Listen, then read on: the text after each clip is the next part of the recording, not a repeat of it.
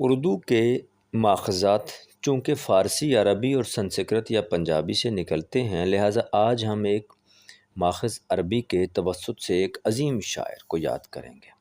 میرے نزدیک عربی کا سب سے بڑا شاعر امرؤ القیس ہے۔ قیس کی شاعری عرب کی عظیم ترین شاعری ہے۔ عظیم ترین شاعری یعنی 7 معلقات کا حصہ ہے۔ عربی کے 7 عظیم معلقے، جن میں میرے خیال میں امرؤ القیس کا معلقہ سب سے اوپر رکھے جانے کے قابل ہے، بلکہ بہت اوپر رکھے جانے کے قابل ہے۔ یہی وجہ ہے کہ قیس کے بعد سے آج تک اس معلقے اور اس کے اسلوب کو اختیار کرنے کی باقاعدہ کوشش عربی شاعری میں لگاتار موجود ہے، بلکہ بہت عرصہ تک ساری عربی شاعری قیس کے اس معلقے کے ذیل میں ہی کی جاتی رہی۔ امرؤ القیس کی زندگی کس قدر عملی تھی، اس پر زیادہ وقت نہیں لوں گا، لیکن مجھے یہ بات بتانے دیں کہ وہ بہت عملی شاعر تھا۔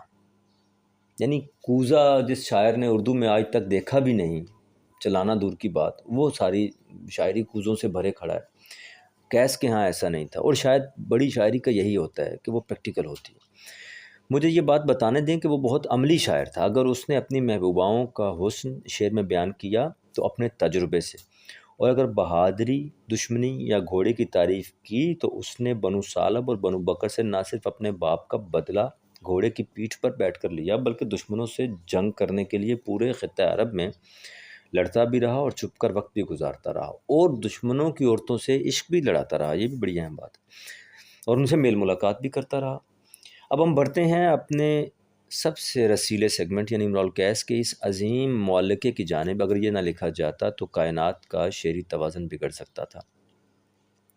یہاں بس ایک بات اور کروں گا کہ کسی نے پوچھا کہ شاعری کیا ہے۔ ایک گورے عالم نے سمجھایا کہ اگر شاعری کا ترجمہ کیا جائے تو جو چیز ترجمے میں نہ آ سکے اسے شاعری کہیں گے۔ سو آپ ملاحظہ کیجئے اردو میں امرؤ القیس کا شاندار ترین ترجمہ جو مرحوم شاعر اکرام جمالی نے کیا ہے، بہت شاندار۔ یہ ترجمہ اردو میں نایاب ہے۔